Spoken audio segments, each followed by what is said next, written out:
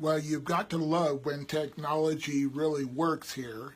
And my screen actually froze. So I knew that I wasn't able to finish out the video on the live program. So I had to reboot.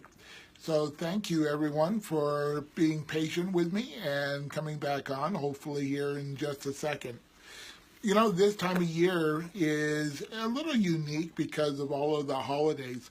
And I really got to thinking about, what is it that we can do to really keep us mentally in the game and not lose our momentum during the holidays. And so I wanted to go over that today. And so one of the things that just happened to me, this is the first day I've been back into the office in a little over a week, or just under a week. And I've been under the weather. And so sometimes as the seasons change, we start going through some of the, challenges with weather and with health. And so, just be prepared for some of those adjustments as we go along. So in order to really keep ourselves in the game during the holidays, I first want to really give everyone permission, hopefully, to be able to give yourself permission to enjoy the holidays, because that's what they're here for. We've worked all year long. It's time to celebrate, be with family. But there's a couple of things I think we can do to really make sure that that is something that is going to benefit us as well as our businesses. So the first thing is to decide how and when you're going to celebrate. Sharpen the saw. I've always taught that as far as our goals are concerned is to be able to complete those by the 15th of December, because for the most part, no one wants to work the last 2 weeks of the year. It's really about the parties and engaging with the holidays and the celebrations, however way, hi Lauren, however way that you do those celebrations and enjoy the holiday season. But that doesn't mean that we're going to take all of the time off necessarily. So in business, staying in the game during this time is really unique because I look at it as some of the best times to do business. When I look at the numbers, January is almost always one of my best months of the year. December is a month that is close by. And the reason I think that is that there is less competition out there. People are not wanting to work, so there's not as many people vying for that same level of business that you are. And so there is just less competition out there. I also love it when people tell me, call me after the first part of the year. Call me after the new year. Because, number one, when they say that and you say, okay, they're not really expecting you to follow through. Hi, Jersey. Thanks for the heads up, by the way.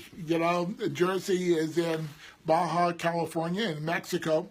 And I had forgotten to put out that I was going to be doing this Facebook Live today, so thanks for that nudge. But call me after the first of the year. They're not expecting you to do that, to call them back.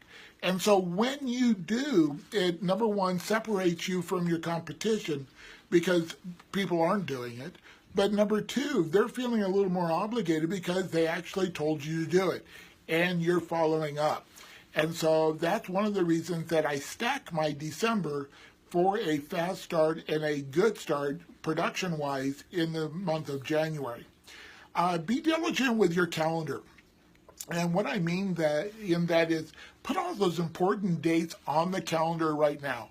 Get all those parties, all of the celebrations that you're wanting to have with your family, the time to take off for you to do your planning. This is something that we think that is going to happen sometimes by osmosis, or it's going to happen on New Year's Eve, New Year's Day, where we do our, quote, New Year's Eve resolutions, or the New Year's resolutions. And, it doesn't happen that way. Most of the time, it takes a little more thought, something to put our arms around of really what we want that new year to look like, what we're wanting to engage in.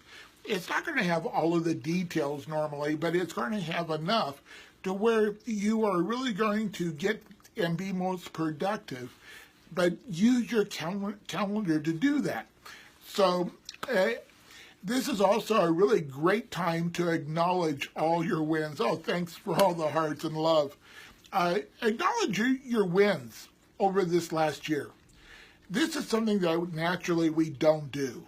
And what happens is that we can get very bored, or we can almost feel like failures because we haven't made maybe the big goal, whatever that big goal was for the year.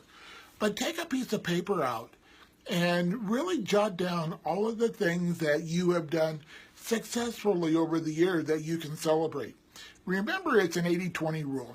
It's 80% of our activity, or it's only 20% of the activity that produces 80% of the results. So if we forget that 20%, all of the elements that have created the 80%, we're going to miss out on that juice, on that celebration, on that atta girl, atta boy, where we have congratulated ourselves on what we have actually done. And for most of us, we're drivers, we're, people that really want to accomplish, and we have this incentive to get to these high peaks. And there's nothing wrong with that. I'm that way myself. But the thing is that if we don't acknowledge every step, every foundation, every new level that we've reached, we are going to get so jaded that it's never going to be enough. And so psychologically, emotionally, it is really tough to stay in the game. So really congratulate yourself. Do something to celebrate. And what are you grateful for? What I want to really leave you with, for this Facebook Live, is to really capture what you're grateful for. And it's just not what the big things again, but some of the small things, whether it be family or friends. What are the, for me, it's also what I have, not what I don't have. And I use a little bit of the story of the MS story that, like, say, my hands and my feelings. My feelings and my hands are not like normally what other people experience. You have that sensation of feeling, I guess is the best way to say it. For me, it's only a sensation of pressure. But it's better than what the doctors said I was supposed to have this time in my life, which was nothing. They thought I would either be dead or in a wheelchair 17 years ago. And so being grateful for what I do have, being grateful for the abilities that I have and to be able to enjoy the things that I do. So list out those things of what you're grateful for, both big and small. And what that does, it puts us in a position, and this is going to sound a little strange, but it's going to put us in a position of receiving. And I asked this question of somebody not too long ago.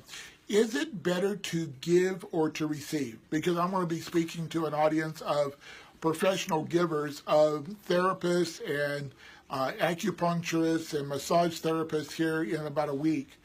And I said, what is your community? Is it better to give or to receive? If I was to ask that question, what would they tell me? And he said, oh, by all means, it's better to give. But here's the question that I ask after that first one, is how can you give without first receiving? And so getting in a position of receiving, we're going to be in a position of giving as we go along. And that progresses the overall inflow, outflow of business. And so it is very much that, and I'm going to use a very nasty word here, the capitalistic idea of, we're going to be taking in revenue, we're going to be giving out revenue, we're going to be receiving benefits, we're going to be giving benefits. So this is a time of year that is not a dull, it's not a pause, it's maybe a little bit of a slowdown.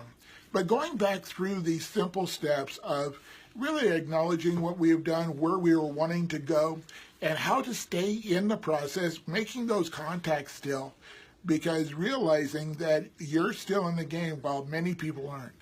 So look forward to finishing out the year strong with all of you. And for those of you that are going to be at the boot camp, I'm just so looking forward to seeing you again in January. If you have any questions, please reach out. I put my email address, www.garybarnesinternational.com. I appreciate each and every one of you and look forward to, and I'll be back in doing another Facebook Live next week. So with that, thank you so much. and we'll talk soon. Bye.